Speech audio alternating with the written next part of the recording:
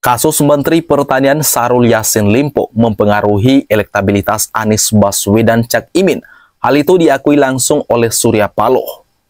Ketua Umum DPP Partai Nasdem, Surya Paloh, mengakui jika kasus hukum yang membelit kadernya Syahrul Yassin Limpo atau SYL akan berdampak pada elektabilitas partai. Tidak hanya itu, pasangan baca pres dan bacawa pres Anies Baswedan dan Muhaimin Iskandar juga bakal berdampak. Hal itu disampaikan Surya Paloh dalam konferensi persnya di Nasdem Tower atau kantor DPP Partai Nasdem, Jakarta Pusat pada Kamis 5 Oktober 2023. Pastilah ada pengaruhnya pada elektabilitas partai dan juga kami pasangan yang didukung Nasdem, Bung Anies dan Bung Muhaimin Iskandar. Pastilah ada, tetapi sejauh mana pengaruh ini, kata Surya Paloh.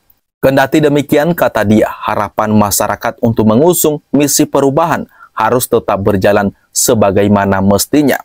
Saya yakin salah-salah bukan memberikan efek negatif. Insya Allah, barangkali ya sudah kami mendapatkan sesuatu, tuturnya. Lebih lanjut, Surya Paloh memilih menyerahkan sepenuhnya kekinian terkait kasus hukum yang membelit SYL kepada aparat yang berwenang.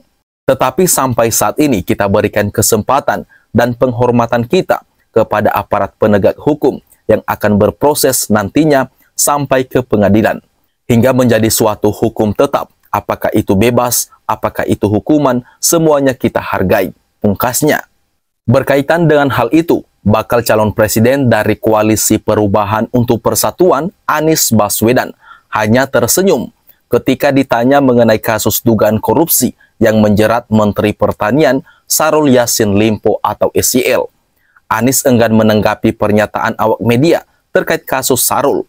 Ia bungkam dan bergegas masuk ke dalam mobil. Cukup, kata Anies sembari tersenyum lebar usai menjadi pembicara dalam acara BRIN Jakarta Selatan pada Kamis 5 Oktober lalu. Anies sempat melarang para ajudannya untuk menghalang-halangi awak media yang terus mencecar pertanyaan terkait Syahrul dengan gestur tangan. Meski begitu, Anies berlalu begitu saja dan melambaikan tangan kepada awak media. Untuk yang terbaru, elektabilitas Anies Baswedan Cak Imin, menurut peneliti LSI Denny JA, Aji Alfarabi, mengatakan elektabilitas Anies menurun dari angka 19,7% pada Agustus menjadi 14,5% di September. Dia menyebut elektabilitas Anies Baswedan menurun 5,2% setelah memilih Cak Imin sebagai bacawa pres. Anies elektabilitasnya justru turun pasca deklarasi. Pasca memilih Cak Imin sebagai cawapres, justru elektabilitas Anies Baswedan menurun dari Agustus 19,7% turun ke 14,5%. Jadi turunnya kurang lebih 5,2% setelah Cak Imin dipilih jadi cawapresnya Anies, kata Aji dalam pemaparannya pada Senin 2 Oktober lalu.